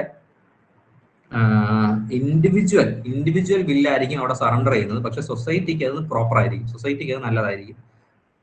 നിങ്ങളുടെ ഇക്വാളിറ്റി ചിലപ്പോൾ സറണ്ടർ ചെയ്യും, പക്ഷെ അത് സൊസൈറ്റിക്ക് നല്ലതായിരിക്കും. എന്തിനാണെന്ന് വെച്ചാൽ കളക്റ്റീവ് പേഴ്സണാലിറ്റി അല്ലെങ്കിൽ കളക്റ്റീവ് ആയിട്ടുള്ള ഡിസിഷൻ എടുക്കാൻ വേണ്ടിയാണ്. അങ്ങനെ ജനറൽ വില്ലും കറക്റ്റ് ആവുന്നു. ഈ ജനറൽ വില്ല് കറക്റ്റ് അല്ലെങ്കിൽ റിമൂവ് ചെയ്യാൻ പറ്റും. പക്ഷെ അങ്ങനെ റെവല്യൂഷനൊന്നും അധികം അങ്ങനെ റൂസോ സപ്പോർട്ട് ചെയ്യുന്നില്ല. പക്ഷെ റിമൂവ് ചെയ്യാൻ പറ്റും. ഭയങ്കരമായിട്ട് ഇപ്പൊ ഫ്രഞ്ച് റെവല്യൂഷനൊക്കെ അനുകൂലിക്കുന്ന ആളാണെങ്കിൽ പോലും ഭയങ്കരമായിട്ടൊരു മിലിറ്ററി റെവല്യൂഷൻ ഒന്നും അദ്ദേഹം പറയുന്നില്ല. നിങ്ങൾക്ക് റിമൂവ് ചെയ്യാം. ജനറൽ വില്ല് നിങ്ങൾക്ക് നടപ്പാക്കാൻ പറ്റിയില്ലെങ്കിൽ അയാളെയൊക്കെ റിമൂവ് ചെയ്യാം, അല്ലെങ്കിൽ ആ ഒരു സോഷ്യൽ കോൺട്രാക്ട് ഒക്കെ മാറ്റിയിട്ട് വീണ്ടും ഒരു സോഷ്യൽ കോൺട്രാക്ട് ക്രിയേറ്റ് ചെയ്യാം എന്ന് പറയുന്നത്. അപ്പൊ ഈ 3 വില്ല്, ആക്ച്വൽ വില്ല്, റിയൽ വില്ല്, ജനറൽ വില്ല്. ഈ ജനറൽ വില്ലാണ് നമുക്ക് വേണ്ടത്. ഈ ജനറൽ വില്ലിന് വേണ്ടി ചിലപ്പോൾ നമ്മുടെ സെൽഫിഷ് ആയിട്ടുള്ള ഇൻട്രസ്റ്റ് മാറ്റി വെക്കേണ്ടി വരും. ചിലപ്പോൾ നമ്മൾ റേഷണൽ ആയിട്ടുള്ള റിയൽ വില്ല് മാറ്റി വെക്കേണ്ടി വരും. അപ്പൊ ഈ ആക്ച്വൽ വില്ലും റിയൽ വില്ലും തമ്മിലുള്ള ഒരു കോൺഫ്ലിക്റ്റ് മാറിയിട്ട് നേരെ ജനറൽ വില്ലിലേക്ക് വന്നാൽ ഈ ലോകത്തിലുള്ള എല്ലാ ആൾക്കാർക്കും അല്ലെങ്കിൽ ആ രാജ്യത്ത് ജീവിക്കുന്ന എല്ലാ ആൾക്കാർക്കും കിട്ടുന്ന വെൽഫെയർ, ജസ്റ്റിസ്, ഇക്വാളിറ്റി എല്ലാം കിട്ടും എന്നുള്ളതാണ് ആര് പറഞ്ഞിരിക്കുന്നത്? റൂസോ പറഞ്ഞിരിക്കുന്നത്. റൂസോ ഈ ഇൻഇക്വാളിറ്റി ഐഡന്റിഫൈ ചെയ്ത ബുക്സ് ഒക്കെ ചോദിക്കാറുണ്ട്. ഡിസ്കോഴ്സ് ഓൺ ഇൻഇക്വാളിറ്റി, അതുപോലെ സയൻസ് ആൻഡ് ആർട്സ്. സയൻസിനെതിരാണ് എന്നുള്ളതൊക്കെ മനസ്സിലാക്കിയിരിക്കണം. സയൻസിനും ടെക്നോളജിക്കൊക്കെ എതിരാണ്, പ്രൈവറ്റ് പ്രോപ്പർട്ടിക്ക് എതിരാണ്. ഇങ്ങനെയൊക്കെ കൊണ്ടാണ് ഇത് വന്നത്. ഇനി എമ്മിലെ സോഷ്യൽ കോൺട്രാക്ട് എന്ന് പറയുന്ന ബുക്കൊക്കെ ഉണ്ട്. പൊളിറ്റിക്കൽ എക്കണോമിയുടെ ഒരു ബുക്കുണ്ട്. അപ്പൊ ബുക്സിന്റെ പേരും പഠിച്ചിരിക്കണം. സോഷ്യൽ കോൺട്രാക്ടിനെ കമ്പയർ ചെയ്തിട്ടുള്ള വേറൊരു PDF കൂടെ വായിക്കാൻ വേണ്ടി തരും. മൂന്ന് പേരെയും കമ്പയർ ചെയ്തിട്ടുള്ള ഒരു PDF ഉണ്ട്. അത് വായിക്കാൻ വേണ്ടി, അതൊരു കൺസെപ്റ്റൽ കൺസെപ്റ്റൽ വായിക്കാൻ വേണ്ടിയാണ് തരുന്നത്. അത് ഇത് തന്നെയാണ്. നമുക്കൊന്ന് ഒരു കോളം വരച്ചിട്ട് 3 ആക്കി തരുന്നു മാത്രം. ഓക്കെ. ഇനി നിങ്ങൾ ഈ ക്വസ്റ്റ്യൻസ് ഒന്ന് നോക്കുക, ക്വസ്റ്റ്യൻസിന്റെ ഇമ്പോർട്ടൻസ് ഒന്ന് നോക്കുക. കുറെ പ്രാവശ്യം ക്വസ്റ്റ്യൻസ് ചോദിച്ചിട്ടുള്ള ഏരിയയാണ്. Which of the following is not related to Thomas Hobbes? Thomas ഹോബ്സുമായിട്ട് റിലേറ്റ് ചെയ്യാത്ത ഏതാണ്? തോമസ് ഹോബ്സ് ലെവിയാഥാൻ പറയുന്നുണ്ടോ? തോമസ് ഹോബ്സ് ലെവിയാഥാൻ പറയുന്നുണ്ടോ? തോമസ് ഹോബ്സ് ലെവിയാഥാൻ പറയുന്നുണ്ടോ? തോമസ് ഹോബ്സ് ലെവിയാഥാൻ പറയുന്നുണ്ടോ? ഇടയ്ക്ക് കേൾക്കാതാവുന്നുണ്ടോ? ഞാൻ ശ്രദ്ധിച്ചില്ല. തോമസ് ഹോബ്സ്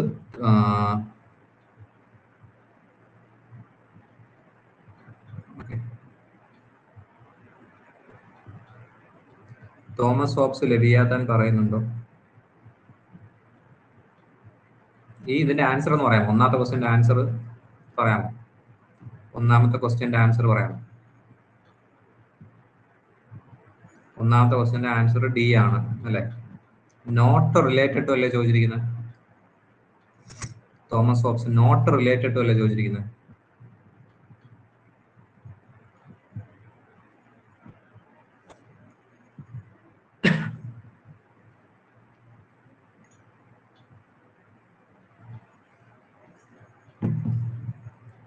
ഓക്കെ, ആദ്യം തന്നെ പറയാം, നമ്മൾ എക്സാം എഴുതുമ്പോൾ ഒരു അനാലിസിസ് നടത്താറുണ്ട്. നമ്മൾ ഷെയർ ചെയ്ത് കാണാൻ ചാൻസ് കുറവാണ്. നിങ്ങൾ 10 ക്വസ്റ്റ്യൻസ് ഒക്കെ വെച്ച് 10-20 ക്വസ്റ്റ്യൻസ് ഒക്കെ വെച്ച് എഴുതുന്നത്. ഇനി നമ്മളൊരു 50 ക്വസ്റ്റ്യൻസ് ഒക്കെ അല്ലെങ്കിൽ കുറച്ചും കൂടെ വലിയ എക്സാംസ് നടത്തുമ്പോൾ ഒരു അനാലിസിസ് തരും. അതിനുവേണ്ടി ഞാൻ ഒരു ക്ലാസ് വെക്കാം.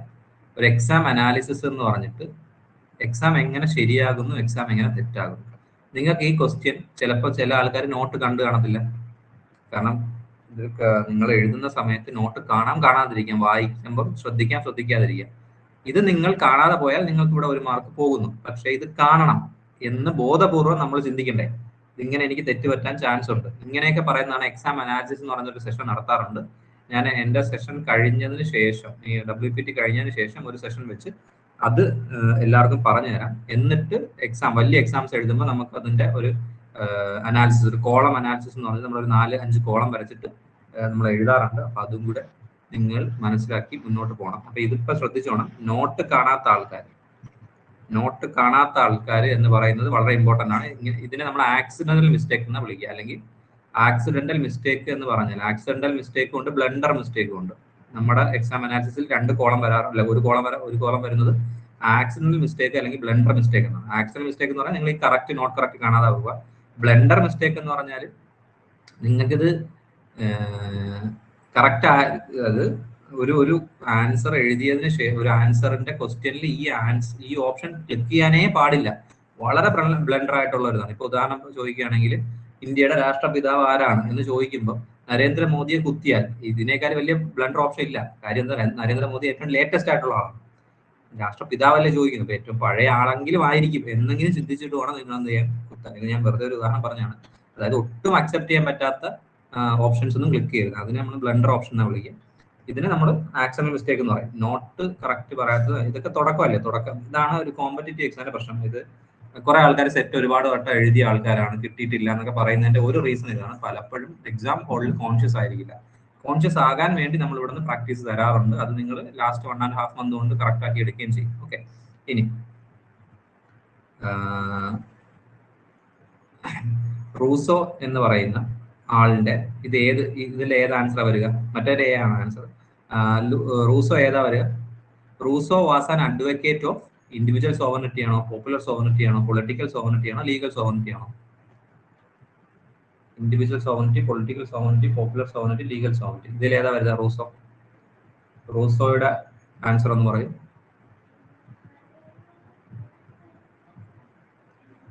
ആൻസർ ഒന്ന് പെട്ടെന്ന് പറയും. നിങ്ങൾക്ക് തോന്നുന്നു പറയും, തെറ്റിക്കോട്ടെ, കുഴപ്പമില്ല.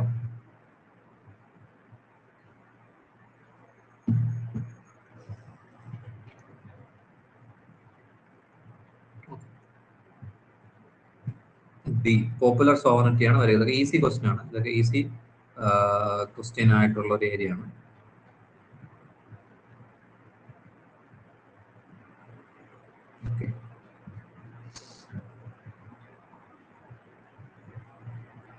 ഇത് ഹോബ്സിന്റെ സ്റ്റേറ്റ് ഓഫ് നേച്ചർ ആണ് ചോദിച്ചിരിക്കുന്നത്. ഇത് കുറച്ചുകൂടെ ടഫ് ആയിട്ടുള്ള ക്വസ്റ്റ്യൻ ആണ്. പക്ഷെ അതായത് അസർഷൻ റീസൺ വരുമ്പോൾ നമുക്ക് എപ്പോഴും കത്തണം നിർബന്ധമില്ല. അപ്പൊ ഇതും കൂടെ ഒന്ന് നോക്കിയിട്ട് പറയാം. അതായത് ഹോബ്സ് ആണ്. ഹോബ്സിന്റെ സ്റ്റേറ്റ് ഓഫ് നേച്ചർ എന്ന് പറയുന്നത്, Hobbes state of nature is a condition of war of every man against every man. The state emerge to escape from the state of nature. ഇത് ശരിയാണോ? Every man against every man തന്നെയാണോ state of nature? ഹോബ്സിന്റെ state of nature എന്ന് പറയുന്നത് ശരിയാണോ? ഇത് ശരിയാണോ? ഈ സ്റ്റേറ്റ്മെന്റ് ശരിയാണോ? അപ്പൊ നിങ്ങൾ ഓരോന്ന് അസർഷൻ റീസൺ വായിക്കുമ്പോൾ വളരെ ശ്രദ്ധിക്കണം. ഞാനിപ്പോ ഇത് എക്സാം അനാലിസിസ് പോലെ എടുക്കുന്നതല്ല. നിങ്ങൾക്ക് ഇത് വേണം. ഇങ്ങനെ എക്സാം അനാലിസിസിന്റെ ക്ലാസ്സിൽ ഞാൻ ഇതെല്ലാം എടുത്തു തരും. പക്ഷെ നിങ്ങൾക്ക് ഇങ്ങനെ ഒരു സംഭവം വേണം. ഇപ്പോഴേ നിങ്ങളൊന്ന് മനസ്സിലാക്കി വെച്ചിരിക്കണം. അപ്പൊ അസർഷൻ റീസൺ വായിക്കുമ്പോൾ ആദ്യം നിങ്ങൾക്ക് ഏതെങ്കിലും ഒരു സ്റ്റേറ്റ്മെന്റ് തെറ്റാണെന്ന് കണ്ടുപിടിക്കാൻ പറ്റുവാണെങ്കിൽ അതാണ് ഏറ്റവും ബെറ്റർ ഓപ്ഷൻ. അപ്പൊ അതാണെങ്കിൽ പിന്നെ ഏതായാലും ഒരു ആൻസറിലേക്ക് എത്തും എന്നുള്ളതാണ്. പക്ഷെ തെറ്റ് എപ്പോഴും ഈ സെറ്റിന് വരുമ്പം എല്ലാം തെറ്റാകാൻ ചാൻസ് ഇല്ല. ബാക്കി കോമ്പറ്റേറ്റീവ് എക്സാംസിലൊക്കെ അസർഷൻ റീസണിൽ ഒരെണ്ണം തെറ്റാകാനാണ് ചാൻസ് കൂടുതൽ. സെറ്റിന് പക്ഷേ കുറച്ച് നോക്കിയിട്ട് നമ്മൾ ഒരു ഐഡിയ തരും എങ്ങനെയാണ് എന്നുള്ളത്.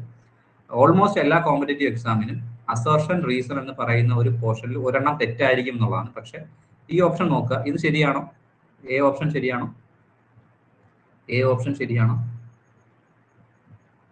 എ ഓപ്ഷൻ ശരിയാണ് എന്ന് പറയുന്ന ആൾ ശരിയാണ് എന്ന് പറഞ്ഞു. ഓക്കെ, ഇനി state function of the state provides piece and security of its members. Piece and security, ഇപ്പം സ്റ്റേറ്റ് വന്നു കഴിഞ്ഞാൽ പീസും സെക്യൂരിറ്റിയും കൊടുക്കും. അതും എന്താണ്? ഓഫ് കോഴ്സ് ശരിയാണ്, അല്ലെ? ഇത് രണ്ടും ശരിയാണെന്ന് കണ്ടുപിടിച്ചു. ഇത് രണ്ടും ബോത്ത് ട്രൂ ആണെന്ന് കണ്ടുപിടിച്ചു. ഇനി ഇവിടെ സ്റ്റേറ്റ് ഓഫ് നേച്ചറിനെ കുറിച്ച് തന്നെയല്ലേ പറയുന്നത്? എന്ത് ഏറ്റവും ലാസ്റ്റ് സ്റ്റേറ്റിനെ കുറിച്ചും പറയുന്നുണ്ട്. അത് തന്നെയല്ലേ ഇവിടെ ഇതായിട്ടും പറയുന്നത്. അപ്പൊ ഇത് രണ്ടും, ഈ സ്റ്റേറ്റ്മെന്റ് രണ്ടും റിലേറ്റ് ചെയ്യാൻ പറ്റുന്നത് കൊണ്ട് ഓപ്ഷൻ ബിയിലേക്ക് നമുക്ക് പോകാം. പക്ഷേ ഇത് ഭയങ്കര ബുദ്ധിമുട്ടാണ്. പലപ്പോഴും റീസൺ തെറ്റാണെങ്കിൽ കുറച്ച് ബുദ്ധിമുട്ട്, അല്ലെങ്കിൽ റീസൺ നോട്ട് കറക്റ്റ് ആണെങ്കിൽ ഭയങ്കരമായിട്ട് കൺഫ്യൂഷൻ ക്രിയേറ്റ് ആകും. അത് ഈ രണ്ട് സ്റ്റേറ്റ്മെന്റും റിലേറ്റബിൾ ആണോ എന്ന് നോക്കിയിട്ട്, ഇപ്പൊ രണ്ടും ശരിയാണെന്ന് കണ്ടുപിടിക്കണം, രണ്ടും റിലേറ്റബിൾ ആണോ എന്ന് നോക്കണം. പക്ഷെ ഓൾമോസ്റ്റ് ഒരു കോമ്പറ്റേറ്റീവ് എക്സാമിൽ ഇതിൽ ഏതെങ്കിലും ഒന്ന് തെറ്റാവാനാണ് ചാൻസ് കൂടുതൽ. അതായത് ഇത് സ്റ്റേറ്റ്മെന്റ് തെറ്റാണെങ്കിൽ നിങ്ങൾക്ക് എടുക്കാൻ എളുപ്പമാണ്. കാരണം എ ഓപ്ഷൻ തെറ്റാണെങ്കിൽ എ തെറ്റാണെന്നുള്ള ഓപ്ഷൻ എ ട്രൂ ആണ്, ഇവിടെ എ ട്രൂ ആണ്, ഇവിടെ എ ട്രൂ ആണ്. പക്ഷെ ഇവിടെ എ ഫോൾസ് ആണ് എന്ന് പറയുന്ന ഓപ്ഷൻ ഉണ്ട്. അല്ലെങ്കിൽ എയും ആറും ഫോൾസ് ആണ്. അപ്പൊ ഏതെങ്കിലും ഒന്ന് തെറ്റാണെന്ന് കണ്ടുപിടിക്കാൻ പറ്റിയാൽ അതാണ് ഏറ്റവും ബെറ്റർ ഓപ്ഷൻ. പക്ഷെ അങ്ങനെയാണ് സാധാരണ. ഇപ്പൊ കഴിഞ്ഞൊക്കെ നെറ്റിനൊക്കെ വന്നതെന്നൊക്കെ വെച്ചാൽ എല്ലാം ഓൾമോസ്റ്റ് ഒരെണ്ണം വെച്ചിട്ട് തെറ്റായിരുന്നു എന്ന് പറയുന്നത്. അതാണ് റൂള്. അസർഷൻ റീസണിൽ പെട്ടെന്ന് ഇങ്ങനെ കോംപ്ലിക്കേറ്റഡ് ആക്കാതിരിക്കാൻ വേണ്ടി തെറ്റിക്കാറുണ്ട്. പക്ഷെ പിന്നെ കോംപ്ലിക്കേറ്റഡ് ആകുന്ന ഒരു സംഭവം സെറ്റ് പോലുള്ളത്, സെറ്റ് കുറച്ചും കൂടെ കൺസെപ്ച്വൽ ക്വസ്റ്റ്യൻ ആയതുകൊണ്ട് കോംപ്ലിക്കേറ്റഡ് ആയിട്ട് ആ ഒരു ക്വസ്റ്റ്യൻ ക്രിയേറ്റ് ചെയ്യുന്നത്. ഓക്കെ, ഇനി ഇതിൽ നിങ്ങൾ നോക്കുക, ഇവിടെ A B C D 4 options ഉണ്ട്. അപ്പോൾ ഇത് കുറച്ച് വലുതാണ്, സ്റ്റേറ്റ്മെന്റ് ആണ്. Which one of the following statement does not agree ആണ്. ഇവിടെ ചില ആൾക്കാർ ഡസ് നോട്ട് കാണത്തില്ല. Does not agree with Rousseau's description of state of nature. അപ്പൊ റൂസോയുടെ സ്റ്റേറ്റ് ഓഫ് നേച്ചർ ആലോചിച്ച് കൊള്ളുക. സ്റ്റേറ്റ് ഓഫ് നേച്ചറിൽ man's life was full of worries ആണോ എന്നുള്ളത് ഒരു ഡൗട്ട് ഉണ്ട്. ഫുൾ ഓഫ് വറീസ് എന്ന് പറയുന്നുണ്ടോ? ഇനി ഏതൊക്കെ പറഞ്ഞിട്ടുണ്ടെന്ന് നോക്കാം. Man in the state of nature was a noble savage who led a life of primitive simplicity and idyllic happiness. ഇത് പറഞ്ഞിട്ടുണ്ടോ? ബി ഓപ്ഷൻ പറഞ്ഞിട്ടുണ്ടോ? ബി ഓപ്ഷൻ നോബിൾ സാവേജ് ആണെന്ന് പറഞ്ഞിട്ടുണ്ടോ? സിമ്പിൾ, നമ്മൾ പഠിച്ചിട്ടുണ്ട്, നമ്മുടെ PDF-ലുണ്ട്, എല്ലാം ഉണ്ട്. ഇനി മാൻ കുറച്ചും കൂടെ ഇൻഡിപെൻഡന്റ് ആണ്, കണ്ടന്റ് ആണ്, സെൽഫ് സഫിഷ്യന്റ് ആണ്, ഹെൽത്തി ആണ്, ഫിയർലെസ് ആണ്. മാൻ കുറച്ചും കൂടെ മാനിനെ എവിടെയും നെഗറ്റീവായിട്ട് പറയുന്നില്ല. മാനിനെ ഭയങ്കരമായിട്ടുള്ള ഇതായിട്ട് പറയുന്നത്. മാൻ എവിടെയാണ് പ്രശ്നം വരുന്നത്? മാൻ എപ്പോഴും സയൻസ് കണ്ടുപിടിക്കുമ്പോഴും ഇങ്ങനെയുള്ള കാര്യങ്ങളിലാണ് പ്രശ്നം വരുന്നത്. ഇനി man knew neither right or wrong and was away from all notions of virtue and vice എന്ന് പറഞ്ഞു. ഇതിലൊക്കെ നിങ്ങൾക്ക് എല്ലാവർക്കും എന്ത് ചെയ്യാൻ പറ്റില്ല, പെട്ടെന്ന് ക്ലിക്ക് ചെയ്യുക, അല്ലെങ്കിൽ ഇത് കത്തണം നിർബന്ധമില്ല. പക്ഷെ നമുക്ക് ഉറപ്പായിട്ടും ബി എന്ന ഓപ്ഷൻ ശരിയാണെന്ന് മനസ്സിലായി. ഇനി ഈ രണ്ട് ഓപ്ഷനും ഒരേപോലെ ഇരിക്കുന്ന നോക്കിയാണ്. മാനിനെ പോസിറ്റീവായിട്ടല്ലേ രണ്ടും പറഞ്ഞിരിക്കുന്നത്, മാനിനെ പോസിറ്റീവായിട്ടല്ലേ രണ്ടും പറഞ്ഞിരിക്കുന്നത്. സിയും ഡിയും ഒരേപോലെ അല്ലേ ഇരിക്കുന്നത്. മാൻ എന്ന് പറയുന്നത് ഇൻഡിപെൻഡന്റ് ആണ്, മാന് വേറെ പ്രശ്നമൊന്നുമില്ല, വെർച്വൊക്കെ നല്ലതാണ്. രണ്ടും ഒരേ ടൈപ്പ്. മാനിനെ പോസിറ്റീവായിട്ടല്ലേ പറഞ്ഞിരിക്കുന്നത്, മാനെ പോസിറ്റീവായിട്ടല്ലേ പറഞ്ഞിരിക്കുന്നത്. എ തോമസ് ഹോബ്സ് ആണ്. ഇപ്പം നിങ്ങൾ മനസ്സിലാക്കേണ്ടത് ചിലപ്പോൾ ആൻസർ കിട്ടുമായിരിക്കാം, ആൻസറിലേക്ക് എങ്ങനെ എത്തുന്നു എന്നുള്ളതാണ് ഞാൻ പറയുന്നത്. ആൻസറൊക്കെ നമുക്ക് കിട്ടും, പ്രശ്നമില്ല. പക്ഷെ ഞാൻ ഉദ്ദേശിക്കുന്നത് ഈ സിയും ഡിയും നോക്കൂ, സിയും ഡിയും ഒരേ ഓപ്ഷനാണ്. തെറ്റാണെങ്കിൽ ഇത് രണ്ട് തെറ്റണ്ടായിരുന്നു. സിയും ഡിയും മാനിനെ പോസിറ്റീവായിട്ടാണ് കാണിച്ചിരിക്കുന്നത്. അപ്പൊ ഇങ്ങനെയൊക്കെ ആൻസറിലേക്ക് എത്താം. ഒരു ആൻസർ അറിഞ്ഞൂടാ എങ്കിൽ ഇത് നമ്മളൊരു ടെക്നിക്കാണ്. ഹാഫ് നോളജ് മതി നിങ്ങൾക്ക്. പല സ്ഥലത്തും ഹാഫ് നോളജ് മതി. പല സ്ഥലത്തും ഹാഫ് നോളജ് ഉണ്ടെങ്കിൽ ചില ആൾക്കാർ വിചാരിക്കുന്ന എനിക്ക് പക്കായിട്ട് അറിയാമെങ്കിൽ മാത്രം, പെർഫെക്റ്റ് ആയിട്ട് അറിയാമെങ്കിൽ മാത്രമേ ഞാൻ ഈ ഓപ്ഷൻ ക്ലിക്ക് ചെയ്യുന്നുള്ളതാണ്. മൈനസ് വരെ അല്ലെങ്കിൽ വേറെ എന്തെങ്കിലും ഇഷ്യൂസ് ഒക്കെ കോമ്പറ്റീവ് എക്സാംസിലൊക്കെ അങ്ങനെ വരുമ്പോൾ പ്രശ്നങ്ങളുണ്ട്. അപ്പോൾ പെർഫെക്റ്റ് ആയിട്ട് അറിഞ്ഞാൽ മാത്രമേ ക്ലിക്ക് ചെയ്യൂ എന്ന് പറയുന്ന ആൾക്കാരുണ്ട്. അവരോടൊക്കെ ഞാൻ എല്ലാ കോമ്പറ്റീവ് എക്സാമിനും പറയുന്നത്, പലപ്പോഴും നിങ്ങൾ ഒരു ക്വസ്റ്റ്യൻ ഇടുന്ന ആളിന്റെ പെർസ്പെക്റ്റീവ് ചിന്തിക്കും. ക്വസ്റ്റ്യൻ ഇടുന്ന ആള് എന്താണ്, ഡസ് നോട്ട് എഗ്രി ചോദിച്ചിരിക്കുന്നു. ആ ക്വസ്റ്റ്യൻ ഇടുന്ന ആള് ഇവിടെ തെറ്റിക്കണമെങ്കിൽ, സിയും ഡിയും തെറ്റിക്കണമെങ്കിൽ, സിയും ഡിയും ഒരേപോലെ സിമിലർ ഓപ്ഷൻസ് ആണ്. സിമിലർ ഓപ്ഷൻസ് തെറ്റത്തില്ല, സിമിലർ ഓപ്ഷൻസ് തെറ്റത്തില്ല. ഇത് രണ്ടും പോസിറ്റീവാണ്, സിമിലർ ഓപ്ഷൻസ് തെറ്റത്തില്ല. ഇനി ഇത് മൂന്നും പോസിറ്റീവാണ്, ഒന്നാലോചിച്ച് ചോദിക്കാം. അപ്പൊ പിന്നെ ഇത് മാത്രമേ നെഗറ്റീവ് ആയിട്ടുള്ളൂ. നെഗറ്റീവ് എന്ന് പറയുമ്പോൾ ഹോപ്സിലേക്ക് പോകും എന്നൊക്കെ നമുക്ക് വേണമെങ്കിൽ എടുക്കാം, ഒരു മിനിമം ഐഡിയ ഉണ്ടെങ്കിൽ എടുക്കാം. ഇനി ഇതിൽ ചിലപ്പോൾ ഡൗട്ട് വരുന്ന ആൾക്കാർക്ക് വേണ്ടിയാണ് ഞാൻ പറയുന്നത്. സിയും ഡിയും ഡൗട്ട് വന്നാൽ, അല്ലെങ്കിൽ സിയും ഡിയും നിങ്ങൾക്ക് ക്രിയേറ്റ് ആയാൽ ഇവിടെ ഇത് മാത്രമേ നെഗറ്റീവ് ആയിട്ടുള്ളൂ, അപ്പൊ അതിലേക്ക് പോകാം എന്നുള്ളതാണ്. ഇങ്ങനെ പല ഓപ്ഷൻസ് ടെക്നിക്കും ഉണ്ട്. ഇതിന് നമ്മൾ എലിമിനേഷൻ എന്നല്ല പറയുന്നത്, ഇതിന് സിമിലർ ഓപ്ഷൻ ടെക്നിക് എന്നാണ് പറയുന്നത്. ഇനി എലിമിനേഷൻ ടെക്നിക്സ് ഉണ്ട്. എലിമിനേഷൻ ടെക്നിക് എന്ന് പറഞ്ഞാൽ ഒരു 4-5 സ്റ്റേറ്റ്മെന്റ് തന്നിട്ട് 1, 2, 3 ശരിയാണോ, 1, 2 ആണ് ശരി, 1, 2 ഒള്ളി ആണ് ശരി, 1 ആണ് ശരി എന്നൊക്കെ പറയാൻ തരുന്ന സാധനത്തിൽ എലിമിനേഷൻ ടെക്നിക്സ് വർക്കാകും. ഇതൊക്കെയാണ് നമ്മുടെ എക്സാം അനാലിസിസിൽ പറയുന്നത്. അത് ഞാൻ ഈ നമ്മുടെ സെഷൻ കഴിഞ്ഞിട്ട് ഒരു എക്സാം എങ്ങനെ എഴുതണം എന്ന് പറഞ്ഞിട്ട് ഒരു കോളം വരച്ചിട്ടുള്ള ഒരു സെഷൻ ഉണ്ട്. അത് വളരെ ഇമ്പോർട്ടന്റ് ആണ്, നിങ്ങൾ അറ്റൻഡ് ചെയ്യണം. എല്ലാ എക്സാമിനും ഉപയോഗിക്കാൻ പറ്റുന്ന ഇതാണ്. നിങ്ങൾക്ക് എങ്ങനെ എഴുതാൻ പറ്റും എന്നൊക്കെ ഉള്ളതാണ്. എല്ലാ ഇപ്പൊ നമ്മുടെ ഏത് യൂണിറ്റിന്റെ എക്സാംസ് ആയാലും നിങ്ങൾക്ക് അത് വർക്ക് ചെയ്യാൻ പറ്റും എന്നുള്ളതാണ്. സോ മാക്സിമം ഇത് ചെയ്യുക. ഓക്കെ, അപ്പൊ ഇത്രയാണ് സോഷ്യൽ കോൺട്രാക്റ്റിലുള്ളത്. സോഷ്യൽ കോൺട്രാക്ട് കഴിഞ്ഞു. ഇനി കുറച്ച് WPT ബാക്കിയുണ്ട്. അത് ഒരു തുടർച്ചയായിട്ട് എടുക്കുന്നില്ല, കാരണം വേറെ ക്ലാസ്സുകളൊക്കെ എടുത്ത് പോകുന്നുണ്ട്. നിങ്ങൾക്ക് കുറച്ച് ദിവസം വേണം. അതായത്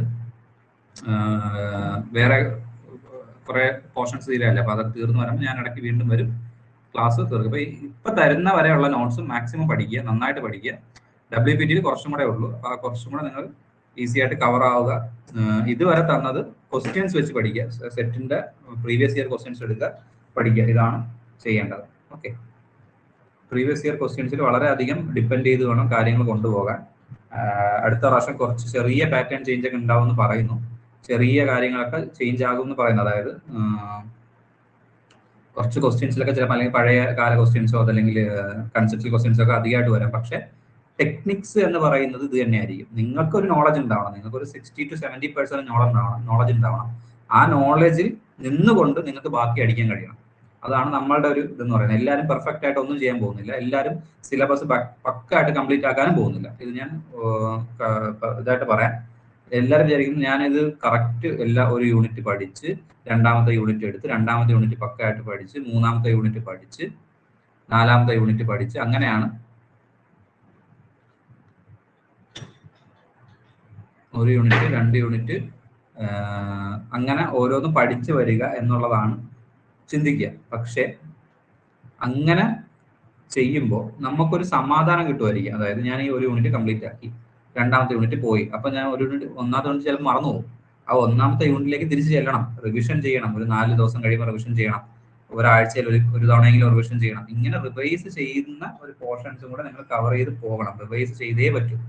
ഇത് എന്നിട്ട് പോലും ഇനി റിവൈസ് ചെയ്താലും ഒരു പോർഷൻ എത്തുമ്പോൾ നിങ്ങൾക്ക് ഒരു കോൺഫിഡൻസ് കുറവൊക്കെ ഫീൽ ചെയ്യും.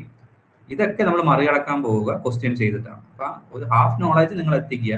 അല്ലാതെ ഞാൻ എല്ലാം പെർഫെക്റ്റ് ആയില്ല. ചില ആൾക്കാർ പറയുന്ന കേൾക്കാം, സാർ ഞാൻ ക്വസ്റ്റ്യൻ എഴുതുന്നില്ല. കാര്യം എന്താ, ഞാൻ അത് പൂർണ്ണമായിട്ട് പഠിച്ചില്ല. പൂർണ്ണമായിട്ട് പഠിക്കാൻ നിങ്ങളടുത്ത് പറഞ്ഞോ? നിങ്ങൾക്കൊരു സാധനം തന്നാൽ പൂർണ്ണമായിട്ട് പഠിക്കാൻ ആർക്കും പറ്റത്തില്ല. ഒരു പോർഷൻ യൂണിറ്റ് 1 തന്നു, ഞാൻ പൂർണ്ണമായിട്ട് എല്ലാം പഠിച്ചു എന്ന് പറയാൻ പറ്റുന്ന ആരും ഉണ്ടാവില്ല. അതെന്താ സംഭവം? പൂർണ്ണമായിട്ട് ഒരു സിലബസ് കവർ ചെയ്യുക, ഞാൻ വേറെ ഏതെങ്കിലും കട്ടിംഗ് ക്വസ്റ്റ്യൻ ചോദിച്ചാൽ നിങ്ങളത് കവർ ചെയ്തില്ല എന്ന് വിചാരിക്കും. അപ്പൊ അങ്ങനെ ഒരു ഇഷ്യൂ ഉണ്ട്. എല്ലാം പെർഫെക്റ്റ് ആയിട്ടേ ചെയ്യൂ, എല്ലാം പഠിച്ചതിന് ശേഷമേ ക്വസ്റ്റ്യൻ ചെയ്യൂ. അങ്ങനെ ഒരു ഇതേ വെക്കരുത്. ഹാഫ് നോളജ് ഉണ്ട് എങ്കിലും ഓപ്ഷൻസ് ഒക്കെ വെച്ചിട്ട് നിങ്ങൾക്ക് ക്ലിയർ ചെയ്യാൻ പറ്റണം. അതാണ് നമ്മുടെ ലോജിക്ക്. അതല്ലാതെ പെൻഡിങ് ഇടേണ്ട ആവശ്യമില്ല. എക്സാംസ് ആയാലും ഒന്നും പെൻഡിങ് ഇടേണ്ട ആവശ്യമില്ല. മിനിമത്തിൽ പഠിക്കുക, റിവൈസ് ചെയ്യുക, ക്വസ്റ്റ്യൻ ചെയ്യുക, ഇത്ര മാത്രം മതി. പ്രത്യേകിച്ച് PYQs റിവൈസ് ചെയ്യുക എന്നുള്ളത് സെറ്റിന് വളരെയധികം ഇമ്പോർട്ടൻ്റ് ആണ്. കൺഫേം ആണ്, നിങ്ങൾക്ക് സെറ്റിന്റെ PYQ റിവൈസ് ചെയ്യാൻ പറ്റുന്നുണ്ട്, കൺസെപ്റ്റ് നോളജ് ഉണ്ട്, ഒരുവിധം നിങ്ങൾക്ക് സിലബസ് കവർ ചെയ്തിട്ടുണ്ട് എങ്കിൽ ഉറപ്പായിട്ടും കയറും. കാരണം ഇത് വലിയൊരു കടമ്പയല്ല. ഇത് ടെക്നിക്ക് അറിയാതെയും കോമ്പറ്റേറ്റീവ് എക്സാമിന്റെ സ്ട്രാറ്റജി അറിയാതെയും കൺസെപ്റ്റൽ നോളജിൽ കുറച്ച് ബാക്ക്വേർഡ് നിൽക്കുമ്പോഴും സംഭവിക്കുന്ന പ്രശ്നമാണ് ക്ലിയർ ആവാത്തത്. അതുകൊണ്ടാണ് പറയുന്നത് സെറ്റിനെ സംബന്ധിച്ച് ഇതൊരു വലിയ ഇഷ്യൂ അല്ല. കൂടെ നിൽക്കുക, മാക്സിമം ചെയ്യുക എന്നുള്ളതാണ്. ഓക്കെ, പിന്നെ ലാസ്റ്റ് 1.5 മന്ത് അല്ലെങ്കിൽ 1 മന്ത് ഒക്കെ നമുക്ക് റിവിഷൻ ക്ലാസ് ഒക്കെ ആയിട്ട് സെറ്റ് ചെയ്യാം. ഓക്കെ ഓക്കെ, അപ്പോൾ അതാണ് പറയാനുള്ളത്. പിന്നെയും ഒരു ഏതെങ്കിലും ഒരു ദിവസം, ഈ ഒരു വീക്കിൽ തന്നെ ഒരു ദിവസം കൂടെ ക്ലാസ് വയ്ക്കാം. ഓക്കെ, ഈ ഒരു വീക്ക് ഈ ഒരു കഴിഞ്ഞല്ലേ, നെക്സ്റ്റ് വീക്കിൽ ഒരു 1-2 ക്ലാസ്സുകൾ ഉണ്ടാകുമ്പോൾ തീരും. ഓക്കെ, ക്ലാസ്സൊക്കെ മനസ്സിലായെന്ന് വിചാരിക്കുന്നു. അതുപോലെ നോട്ട്സ് മേടിച്ചോളൂ, നോട്ട്സ് മേടിച്ച് നന്നായിട്ട് പഠിക്കും. ഓക്കെ.